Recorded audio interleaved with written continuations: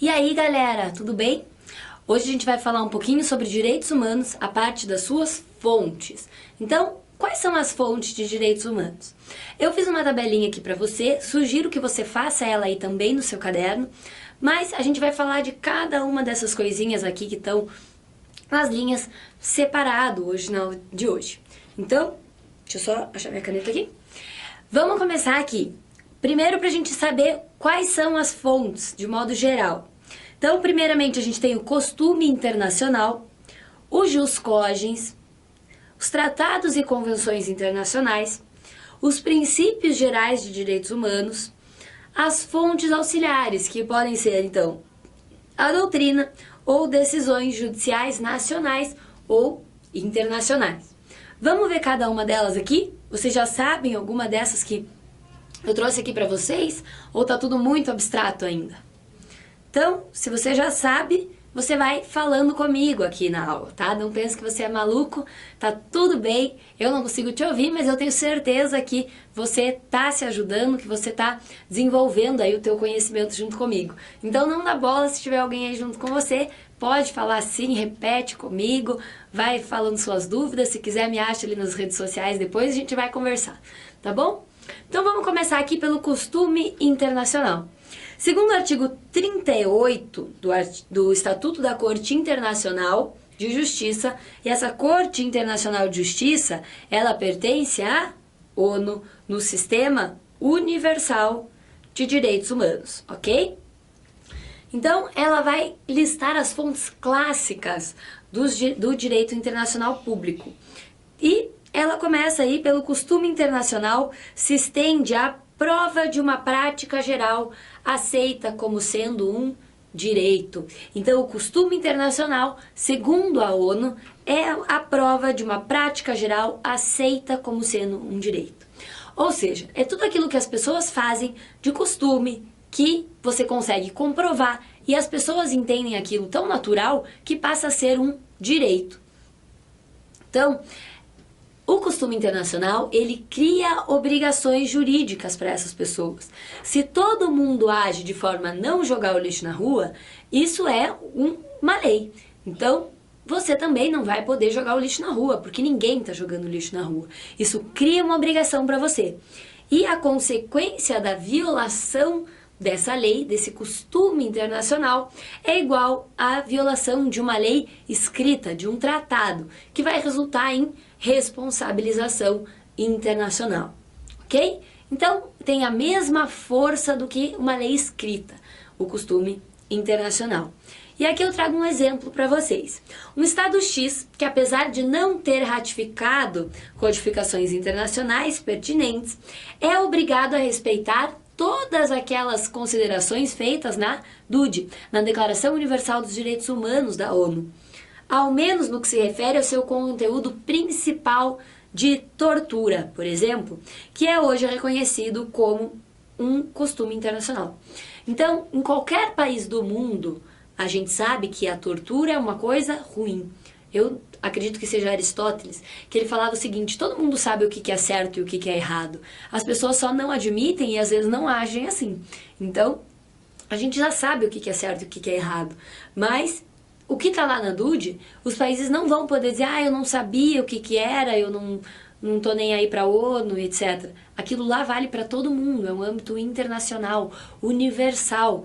Então, ele tem que cumprir porque é um costume internacional ninguém praticar a tortura, ok? Dois elementos que constituem, então, o costume internacional. Primeiramente, a prática geral, é aquilo que todo mundo pratica como um elemento objetivo. Todas as pessoas entendem daquela forma. E a opinião jurídica, num segundo momento, dos estados de que tal prática estatal corresponde a uma obrigação jurídica. Então, esse vai ser um elemento subjetivo. Vai ser uma opinião iuris necessatis. Então, olha só, como objetivo, como elemento objetivo, a prática das pessoas fazendo aquilo. E num segundo momento, uma opinião jurídica dos estados de que aquilo também acontece no direito. Tranquilo? Prática geral. O que é isso então, gente? Quantas vezes um fenômeno precisa acontecer para que ele seja considerado prática geral? 5, 10, 20, 1 milhão? Não existe um número certo de vezes que aquilo precisa acontecer. A gente tem que ter um bom senso de saber que aquilo precisa acontecer várias vezes ao longo do tempo. Não adianta todo mundo fazer hoje 10 vezes a mesma coisa e amanhã ninguém mais respeitar isso. Então a gente tem que ter bom senso para poder avaliar o que significa essa quantidade de tempo e espaço e tudo isso, né, dentro dessa cultura aí de prática geral, ok? E as fontes, então, elas utilizam-se em especial de publicações em revistas jurídicas especializadas, assim como anais de direito internacional público, que às vezes abarcam análises dedicadas a esses assuntos. Então, se você tiver uma prática jurídica que esteja escrita em alguma revista acadêmica, num congresso, anais de congresso, enfim, também vai valer como prática geral. A opinião jurídica, por sua vez, ela pode ser extraída de declarações adotadas por estados, de conferências interestaduais ou resoluções de assembleias gerais, como a Assembleia da ONU aqui, né? Ou de outras organizações internacionais. Então, a conclusão de um acordo internacional contendo determinado direito, assim como o fato de sua ampla ratificação, pode ser considerada aí e utilizada como a existência da constatação de uma opinião jurídica. Então, olha só, quando todo mundo assina determinado tratado internacional, vários países, um monte de gente está ali assinando, um monte de país, né? Não é gente? Um monte de país assinando aquele tratado internacional. Se aqueles países são ali, eles aderem a essa ideia, eles querem que isso aconteça dentro do país deles. Então a gente pode dizer que dentro daquele país, já que acontece assim, está sendo formada aquela opinião jurídica, ok? E existe uma certa dificuldade de comprovação do costume internacional. Por quê? Porque como que a gente fala que é prática geral, se a gente não tem um tempo específico, às vezes pode ficar meio no ar isso tudo. Como que a gente vai fazer essa comprovação, então?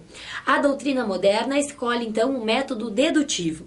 No caso em que um determinado direito já fosse reconhecido ou tivesse o significado fundamental para o direito internacional como ordem jurídica, seria admissível concluir sua transformação em costume internacional pela falta de prática estatal contraditória.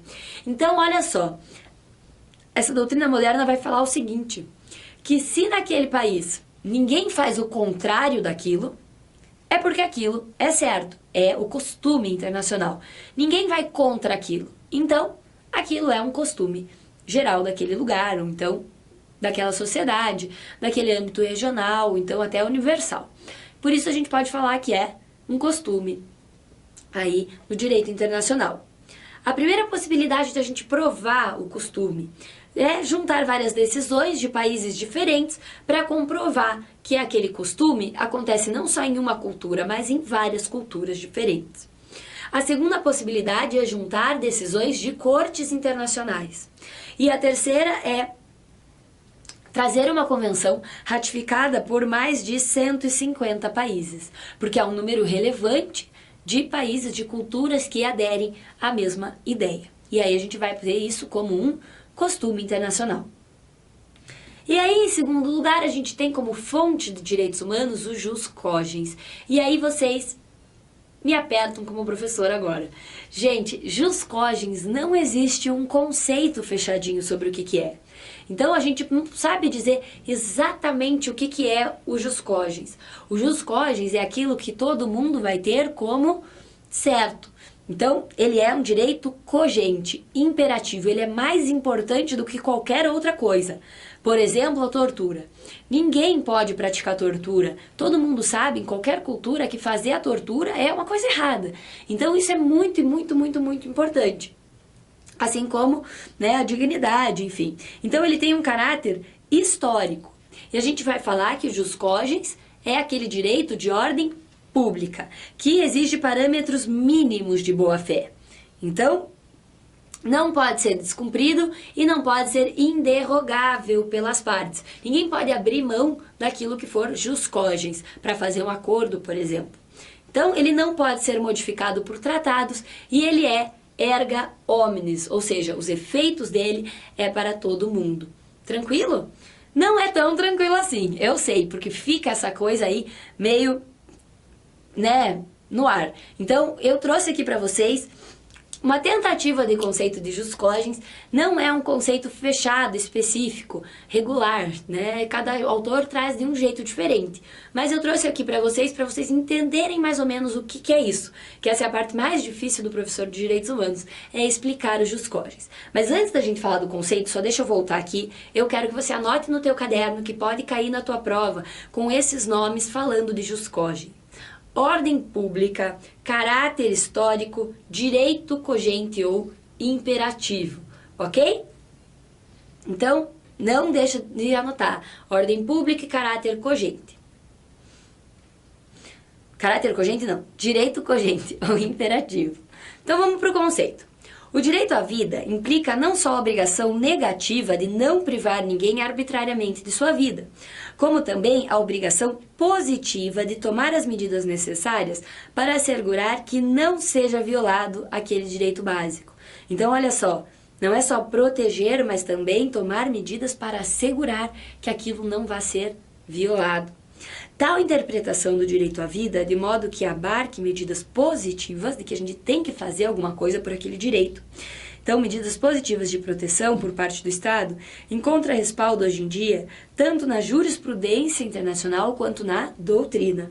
Já não pode haver dúvida de que o direito fundamental à vida pertence ao domínio do jus cogens, ok? Então, conseguiu dar uma clareada aí nas suas ideias do que é o jus cogens? Eu sei que não é fácil, mas também não é impossível da gente entender o que é. Então, como que pode cair na tua prova, por exemplo? Então, vai estar lá, no que se refere à Convenção Americana de Direitos Humanos, ou então na Declaração Universal dos Direitos Humanos, julgue o item a seguir. E aí tá aqui, ó, no caso de suspensão de garantias fundamentais, né? Esta não poderá atingir as normas de direitos humanos qualificadas como jus cogens, porque o jus cogens é inderrogável. Então, ele é como se fossem as nossas cláusulas pétreas aqui. Então, se cair assim para você, no caso de suspensão de garantias, elas não poderão atingir as normas de direitos humanos consideradas como jus cogens, você vai responder certo ou errado? Certo, muito bem, porque o jus cogens é como se fossem as nossas cláusulas pétreas aqui no Brasil, mas o jus cogens é de âmbito internacional. Tratados e convenções internacionais, mais fontes aí dos direitos humanos. Então, a gente tem uma lei que fala sobre os tratados, olha só, é a Convenção de Viena sobre o Direito dos Tratados, que ela foi concluída em 1969, e ela é conhecida também como Lei dos Tratados. Então, os tratados entre os estados, né, não pode ter como parte aí organizações internacionais. Tratados é sempre entre estados. Então, aqui, não quero que você fique se atendo à diferença de tratado e convenção e etc. Simplesmente para você entender que são fontes de direitos humanos esses tipos de documentos internacionais. Então, tratados só se aplicam a estados partes, ou seja, o Estado tem que expressamente consentir com a sua adoção.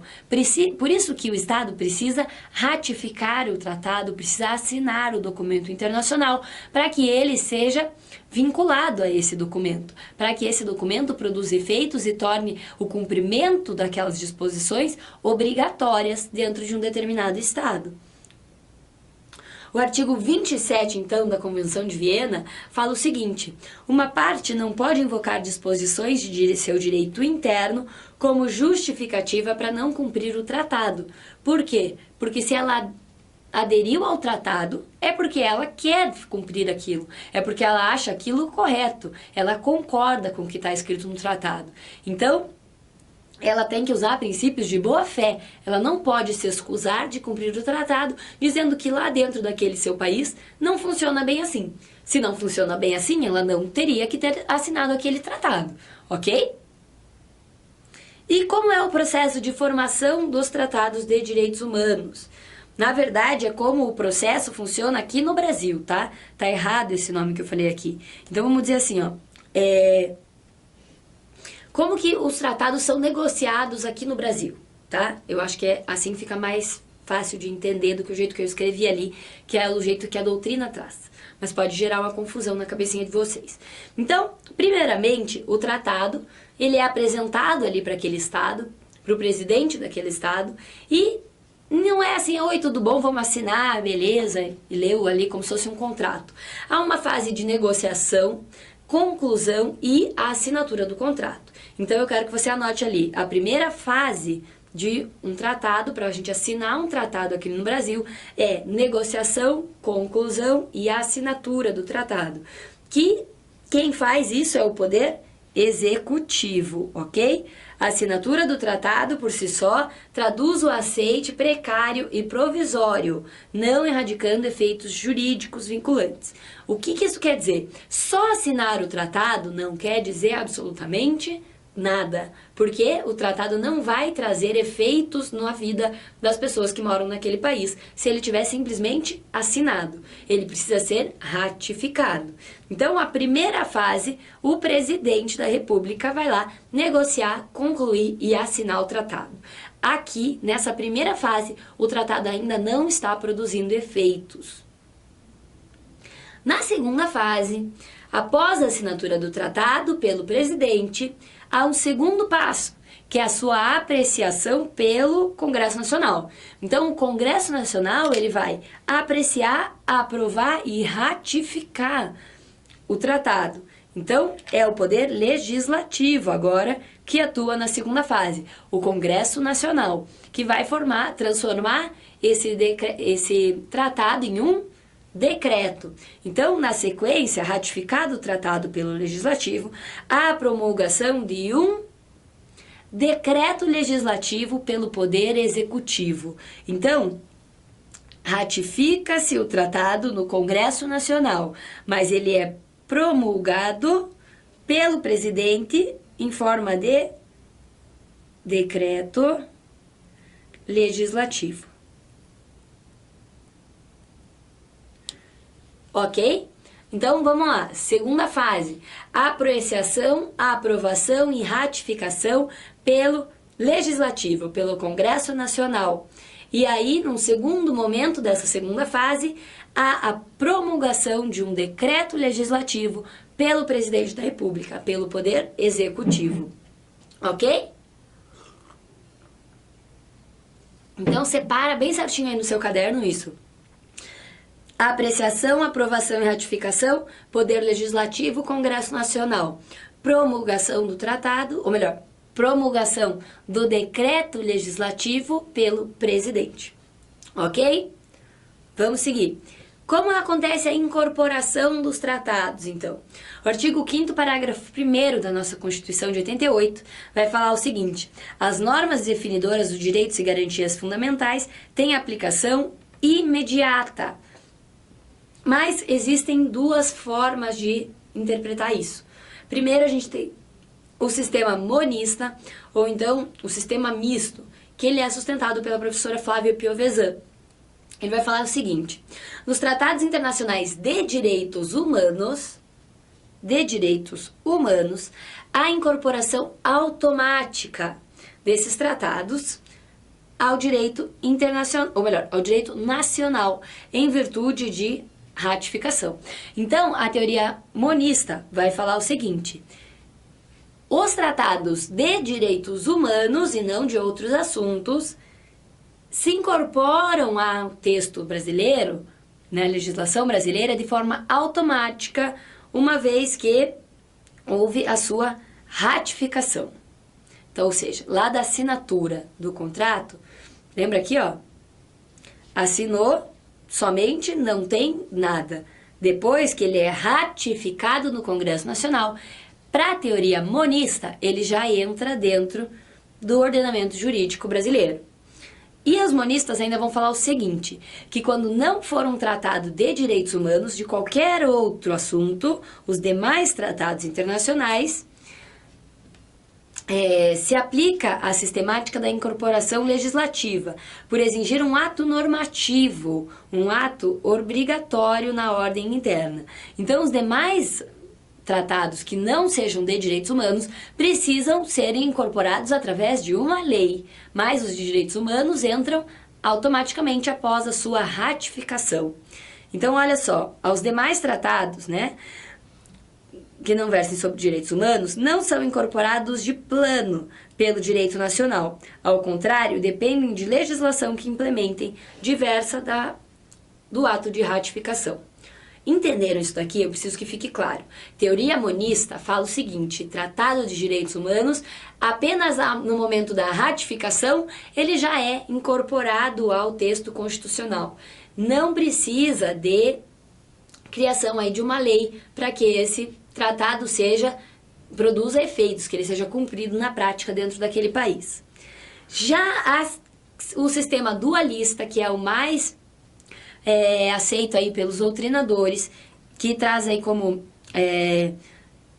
as pessoas aí, né, da doutrina importante sobre direitos humanos também, os seus defensores, o Celso Bastos e o Ives Granda, eles falam o seguinte, acompanhando a doutrina majoritária do Brasil: duas ordens jurídicas diversas, a internacional e a nacional.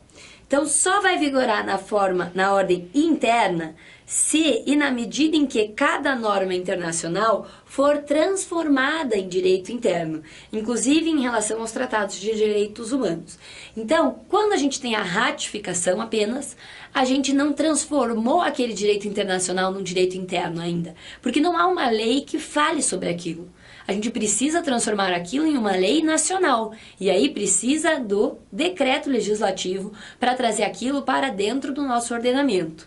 Então, esse é o sistema dualista, precisa dessas duas fases, de ratificação e de criação de uma lei, para trazer uma lei no âmbito internacional para o âmbito interno do país. É mais tranquilo, né, de entender do que o outro. Mas eu quero que vocês saibam que existe essa diferença, existem dois sistemas, o monista e o dualista, e que o dualista é o mais aceito pela doutrina brasileira. Outra fonte aí, princípios gerais do direito. Então, os princípios é exatamente aquilo que a gente fala no direito em geral. É o princípio, aquilo que vai te trazer hermenêutica para interpretar o texto de lei. Então, os princípios, eles não são codificados, porque eles são a forma de interpretação. A função é fechar lacunas jurídicas na ordem internacional por meio do direito internacional comparado. Então, a gente compara o que fazem naqueles outros países para tapar uma lacuna do direito internacional. Então, um princípio aqui de exemplo para vocês é o princípio da não discriminação. Em qualquer lugar do mundo que a gente esteja, a gente sabe que é errado discriminar o outro, mas mesmo assim isso acontece. Então a gente precisa utilizar as leis daquele país, interpretando-as de acordo com o princípio da não discriminação, para que esse direito de não ser discriminado, esse direito de ser iguais a todos, realmente seja efetivado na prática. E aí a gente tem, por último aqui, as fontes auxiliares. Então, fontes auxiliares, como fontes de direitos humanos, são decisões judiciais, que podem ser nacionais ou internacionais, e aqui até no direito comum mesmo a gente usa, né? Quando a gente quer corroborar o nosso argumento dentro de uma petição, a gente traz uma ementa de um julgado, dizendo, olha juiz, aqui no Tribunal de Justiça do Estado tal, é decidido assim. Então não é só a lei que está falando, não sou só eu que estou mostrando que esse direito tem que ser aplicado. O tribunal tal já entendeu dessa forma. Então é exatamente isso que a gente faz aqui no direito interno, a gente também pode fazer no âmbito internacional, trazer decisões judiciais sobre o tema. E também doutrinas de autores de peso internacionalmente. A professora Flávia Piovesan é aí uma das pessoas do Brasil, né, mais relevantes quando a gente fala de doutrina de direitos humanos. Então, vocês podem trazer, por exemplo, o livro da professora Flávia Piovesan para corroborar o seu argumento no âmbito internacional, ok? Então, doutrina de autores de peso internacional, pessoas conhecidas que realmente estudaram o caso, têm vivência naquilo e podem falar com autoridade sobre aquele assunto. Então, para a gente fazer a revisão aqui, que quando a gente olha a tabela é muita coisa, mas como é fácil entender os conceitos de cada um, tirando os códigos, a gente vê que nossa, já acabou a aula e pareceu tão leve, tão rápido, mas tem que saber isso para a prova de vocês, tá? Então, que bom que passou de uma forma gostosa, eu gosto bastante dessa aula, acho a matéria tranquila, mas não pode ser só porque é tranquilo que vocês vão deixar de lado. Então façam as anotações, se vocês precisarem, baixem o slide aí no site para ter um material sempre atualizado e completo. Então vamos lá, fontes de direitos humanos, costume internacional, jus cogens, tratados e convenções internacionais, princípios gerais e fontes auxiliares. Tranquilo, gente? Então, por hoje é só. Espero que vocês tenham gostado da aula, que vocês continuem assistindo os outros vídeos de direitos humanos aqui da Cultive. E se vocês quiserem conversar comigo, tanto pelo Facebook, pelo Instagram, como Prof. Mariana Moreira Neves. Prof. Mariana Moreira Neves. Bons estudos e até a próxima!